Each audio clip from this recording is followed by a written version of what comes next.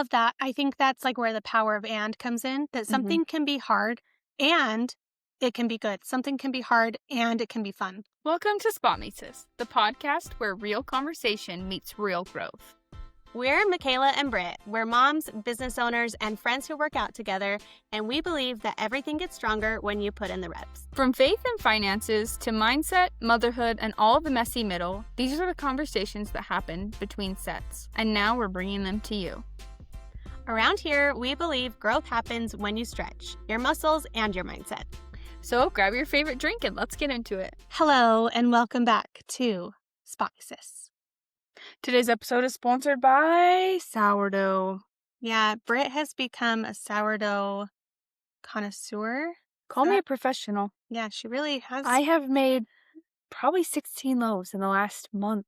Yes, and so she brought me because Starter. my sourdough starter went in my fridge for about 8 months and died. So Fresh she brought me starter. a fresh starter. She will be a professional in no time. Fingers crossed. So if you have any sourdough tips, send them way. Our way, because I am still learning also. Yeah.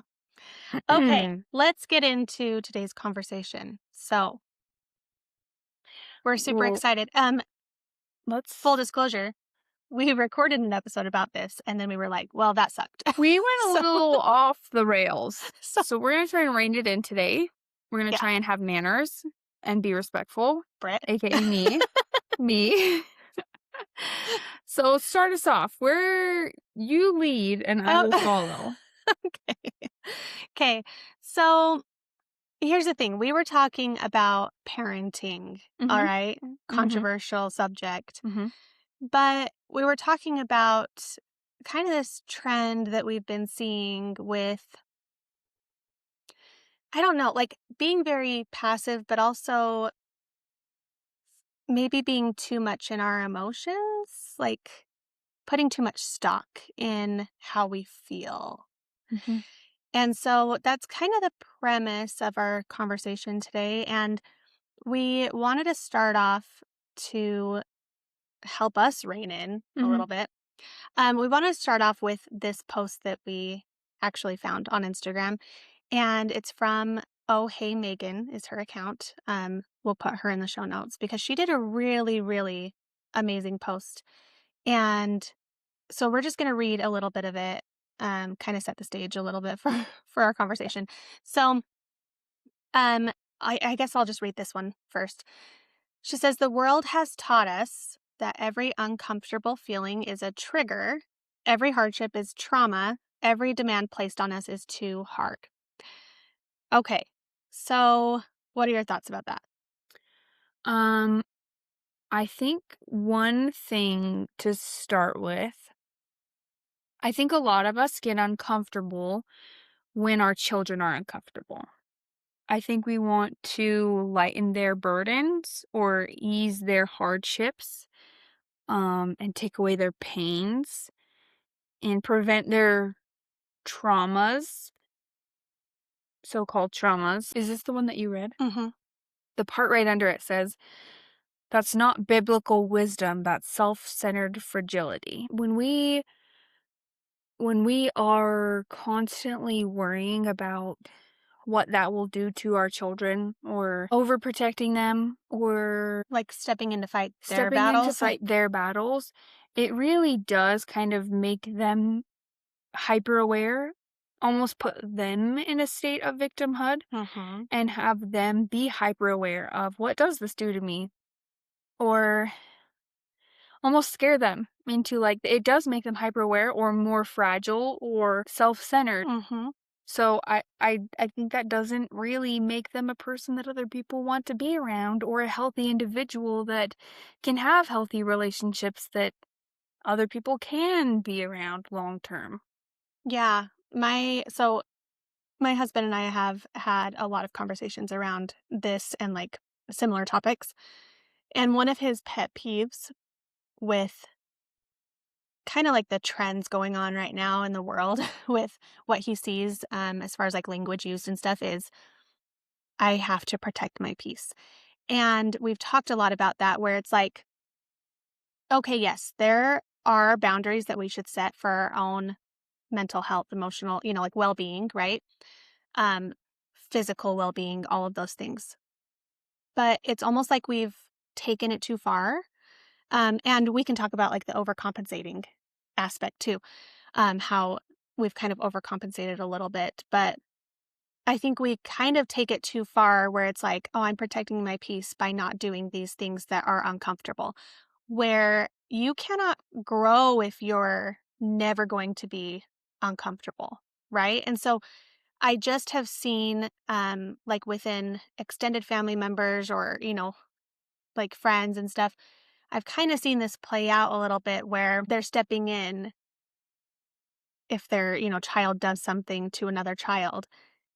They're stepping in to apologize. They're stepping in instead of holding their children accountable and having them deal with the uncomfortable situations. And so I don't know, like I feel like I have seen that a lot with rising generations where it's like, "Oh, I have to protect my peace." And it's like, "Well, is that a situation where you're protecting your peace or are you just protecting your comfort?" I think protecting your peace is a really interesting concept because protecting your peace really does make it about you. And when you wake up in the morning and I think we talked about this. There was a general conference talk about the lady who wakes up in the morning and she prays to God, like, what should my list be today? Mm, What am I going to do this morning? And when you wake up and you say, God, what am I going to do today? If your only purpose is to protect your peace, you're only thinking about yourself. And whatever happens during that day, if someone calls you and they need your help and you're like, that person irritated me last week, I'm not going to do it. or Or, that's like that's going to interrupt the peace that I'm feeling in this moment being at home sitting on the couch. right, yeah. Or if I was going to relax today, Yeah. or if, hey, I had a hard thing happen yesterday, I'm not interested, or I just need to rest, I'm protecting my peace. There's this whole identity of me, myself, and I, and there's like, I would rather be comfortable. Yeah. Okay. I I really love that you brought up the identity piece because in Megan's post, she says when trauma becomes our identity, God gets pushed to the sidelines. I think that's like exactly spot on with what you're saying. When we're making our own peace our identity, or when we're making our trauma our identity, or whatever that is, it doesn't allow room for God to give us promptings to like help others to get out of our own way, right?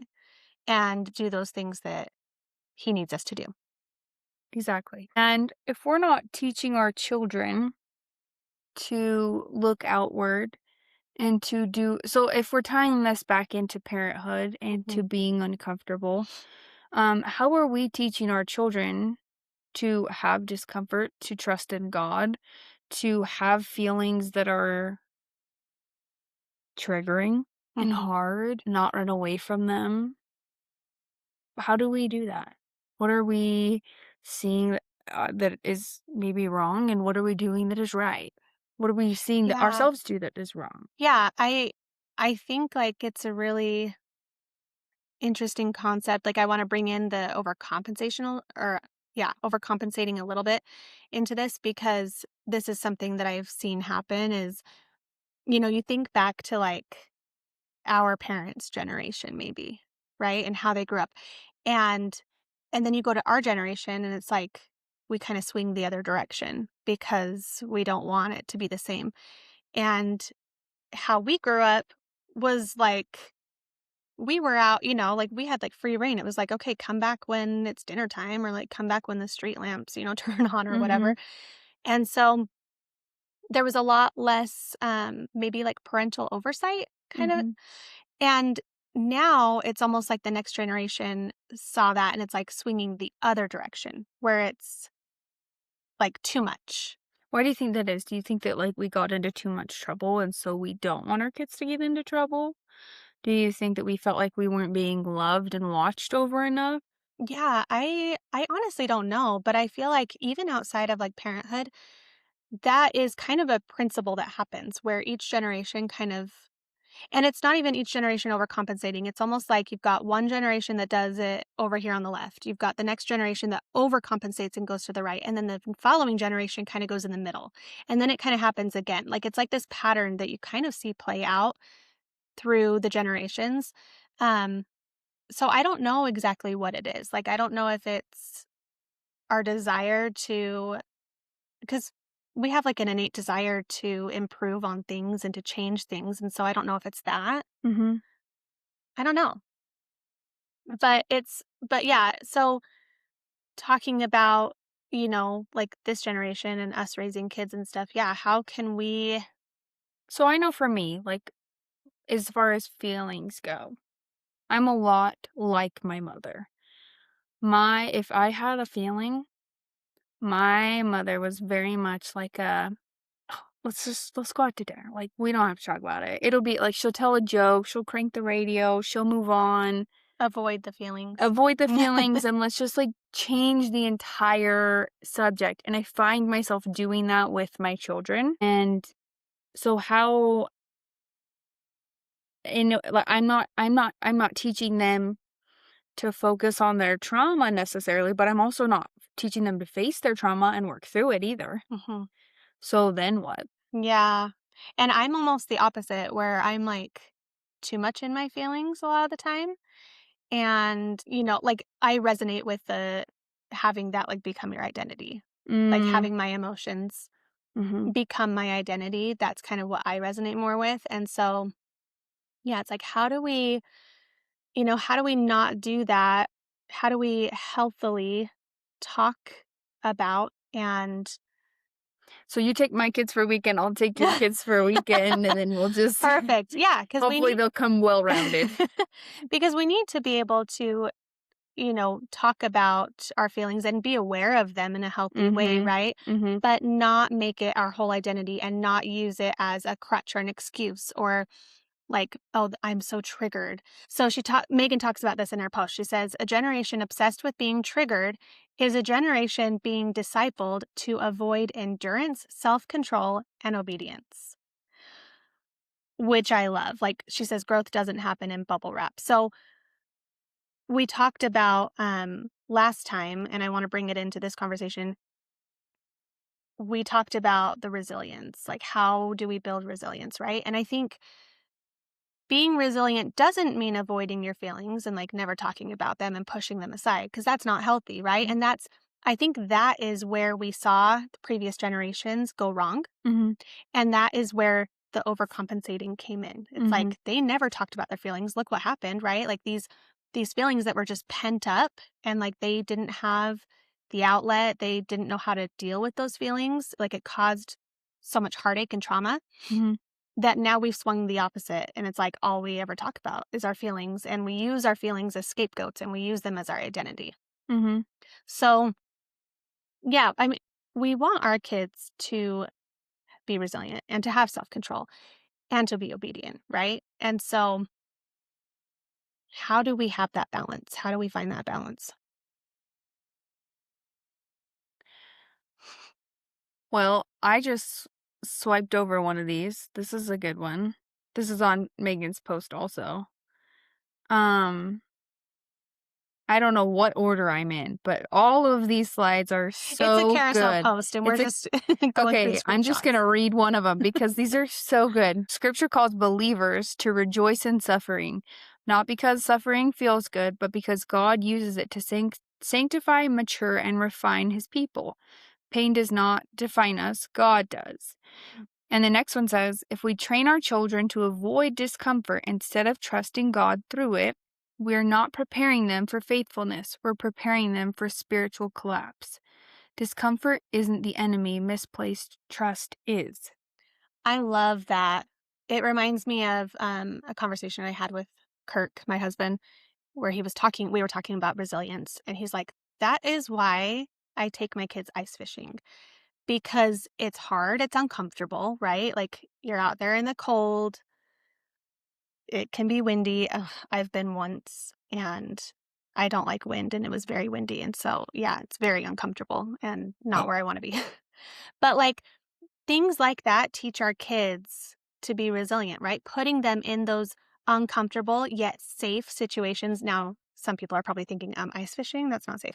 Okay. I would have agreed with you, but I mean, it is if you're being smart about it. So, putting the point is, taking your kids and giving them those opportunities to be safe yet uncomfortable, those two are not at odds. You can be safe and uncomfortable. It's so funny you bring that up because just yesterday, I picked my kids up from the bus stop and my third grader, like I go through, oh, what was your favorite part? What was your favorite part? And I get to my third grader and she said, well, it was the best part and the worst part of the day. And I said, tell me more. And she said, well, we were gonna ride. They're riding to like the state capitol, I think, or something. I don't know. I was paying half attention.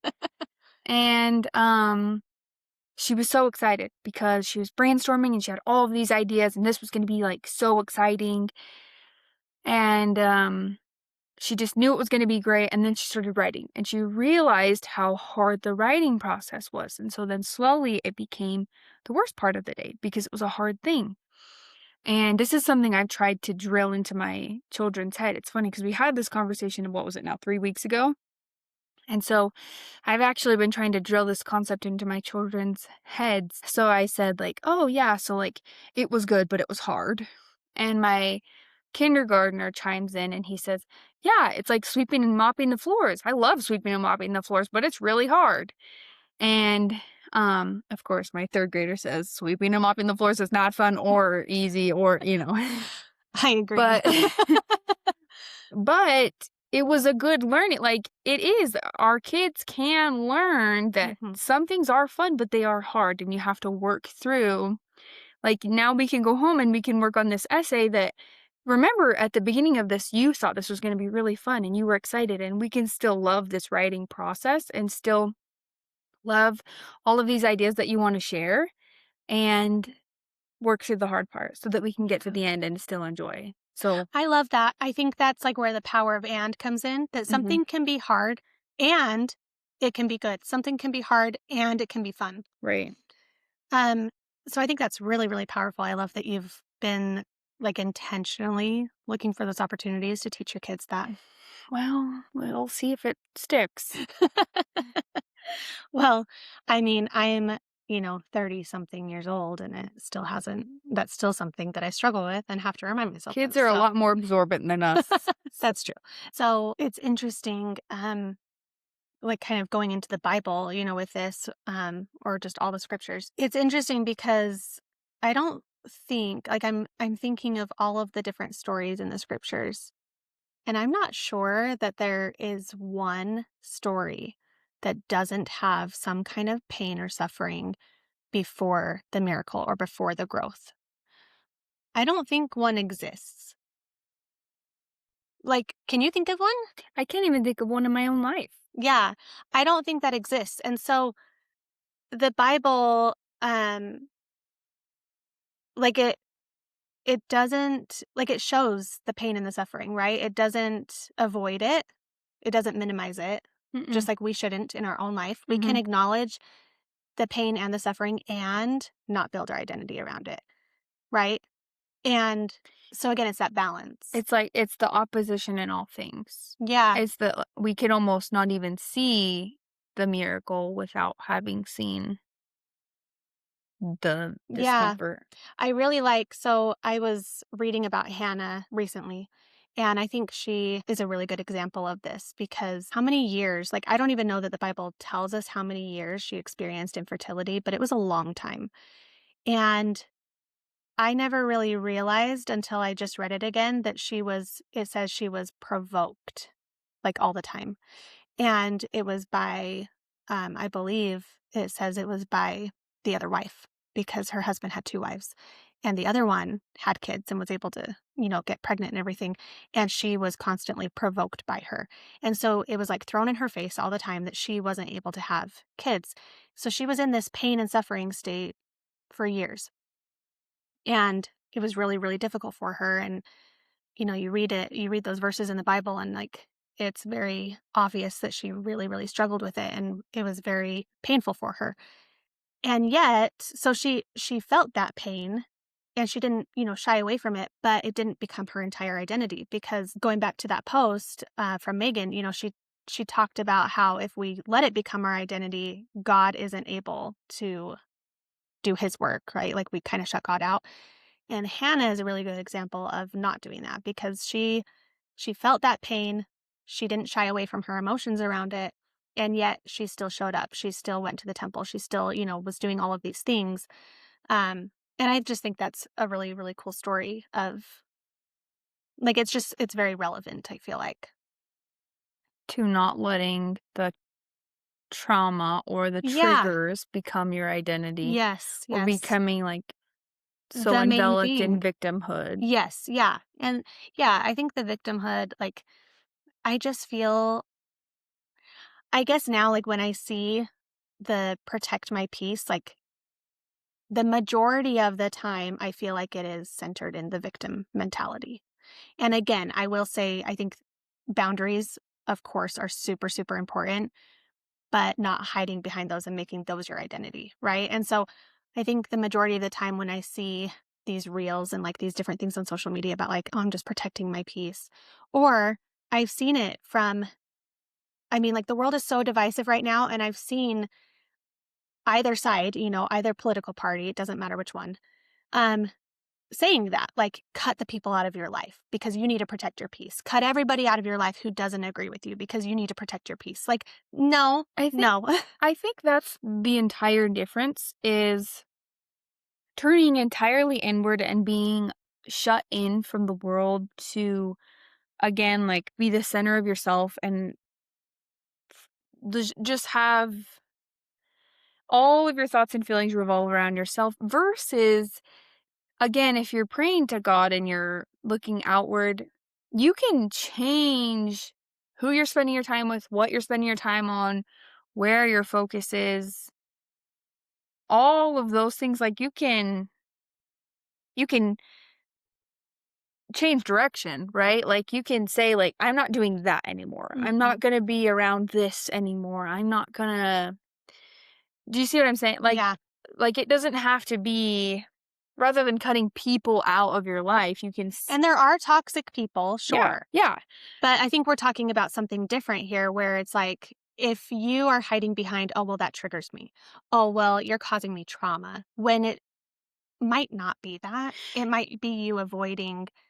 It's almost like if you have it's like the analogy of, like, having the plate, right? And if you just fill your plate with all of the good things, the other things are gonna fall off. But that doesn't mean, like, just have an empty plate and hide it in your closet. But, like, if your plate is full of bad things and bad people, fill it up with better things and better Mhm. people, but you should still have a full plate. Mhm. You And should and variety. Because if you're looking yeah. to cut all people out of your life who have a different opinion, like I can't believe I feel like I've even been shocked lately to find out people in my ward, in my neighborhood, who I would think that we would have like pretty much everything in common, and like how we feel about things and how we think. We're totally different. And like we can be totally on different ends of the spectrum with our opinion about something. And that doesn't mean I need to cut them out of my life, Mhm. because those are the people we learn from. And I love hearing people's opinions on things and maybe changing my own opinion about something. And I just think Or there's even, a, like, just expanding your yeah, opinion. so there's a difference between being, open minded and like willing to, and maybe that's what it is, like being willing and open to learning from others versus, hiding behind that because it's uncomfortable and because Mhm. it triggers you in some way. Going back to our kids and parenting, I know we like briefly touched about on this, but how do we help our kids to not be so, self-centered and not make their identity about their struggles or about their feelings? Like how do we do all of that? Cuz it's hard. I think letting them have feelings, and then I don't know if this entirely this morning, so we went to Disneyland a couple weeks ago. My 4 oldest kids, they all got bubble wands. One of them, their bubble wand broke. This morning, he found out it was broken, And honestly, he's not the one that broke it. It got broken on my watch by the baby. And this morning we found out that it was broken, and I did feel really bad. He was pretty sad about it. And we like put the batteries in, didn't work. And then I kind of just let him sit with it. I could have like got online and bought him a new bubble wand, right? But I wasn't about to do that. Technically, I mean, I was the adult. He was at school. I could have, like, it was kind of my fault. I wasn't going to buy him a new one, though. But I was letting him feel his feelings, right? And he was like, kind of like tinkering around with it. And my instinct was like, again, I'm like a push and like, I'm like a get over it kind of mom. My instinct was like, throw it in the trash. Like, I don't want to hear you cry about it. Like, just get over it. But I didn't. And I just let him kind of sit with it. He kind of had like a little screwdriver, toothpick, what, I don't know. He said, I think there's a rock in it. And I'm like, whatever. He's like doing something. He's like crying. And he is one of those kids that the way that he cries, I just can't handle it. Okay. And so I'm minding my own business. And I have to come here at 9 a.m. Like, I'm running late, not in the mood. And then he fixes it. And, like, I wanted him to throw it away because I didn't want to hear him cry and I just didn't want to deal with it. And I think me letting him feel those feelings and then solve that problem was the solution. Like, me stepping back, because me getting involved was me saying throw it away. Because I wasn't at the capacity to solve it for him. Like, another mom would have, like, fixed it for him, right? But which also wouldn't have solved the problem. Yeah, well, and my approach would have been very different because I'm probably the mom who would have felt so bad that I would have ordered him a new one, which So, also would not have solved the right. So, problem. like, you could have ordered him a new one, you could have fixed it for him, or you could have said throw it away. Yeah. None of which would have helped him. Yeah. But letting him sit in that, letting him make that noise on the floor, and then fix it himself, that was the solution. Wow. Which I'm not perfect at. Like, many a mornings, I would have made the wrong choice. Like, it just so happened that today I made the right choice, which I don't know. Like, I'm not saying I'm perfect because I don't always make that choice, but it's interesting that letting them sit through it was the right choice. Yeah, I I don't like know. that. I really like that because and I know that, like, at a certain point, if he would have been wallowing in that for hours, there would have come a point where you're like, Yeah, "Okay, and let's" right? maybe it wouldn't have ever been fixed. Right. Yeah, Yeah, absolutely. but that's really, really cool, and I really think that's, like, a fascinating point that if we also are stepping in or letting them, wallow or whatever, like, become a victim, whatever that looks like, or you just, your instinct wanting Shut to, up and like throw it yeah. away. Yeah, any of those, that it doesn't allow for the problem solving. Mhm. And I'm, like, connecting that to us as adults, right? That maybe we don't have a toy that breaks, but, like, something happens, and maybe that gets in the way of revelation.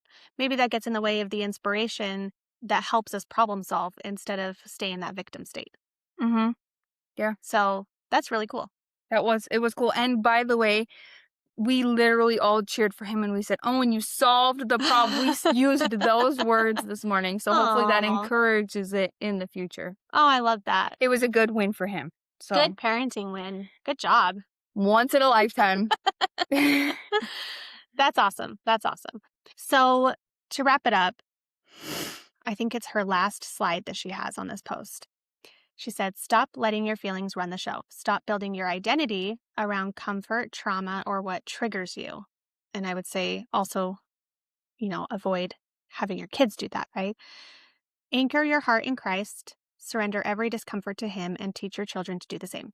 When we trust in Him, even the hardest trials shape us into people who glorify God, not ourselves. Our faith, not our feelings, define us, which I think is really powerful.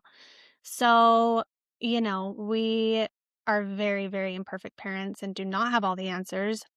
And we are also wanting to help our children, build this resiliency and faith and obedience and all of those good things. So this is not us, sitting on this side of things No. We telling do you how to have do it. we do have perfect parents that do have all the answers, though, and so do Yes. you. Yes. So So take it to so them. so don't listen to us because we're also figuring it out. So if you have tips on how to build resiliency, if you have, you know, the insight, the Mhm, wisdom to mhm, offer, then let us know. mhm. Let us know because we need all the help we can get. Because, we're all in this together, doing the hard things one rep at a time. We love you.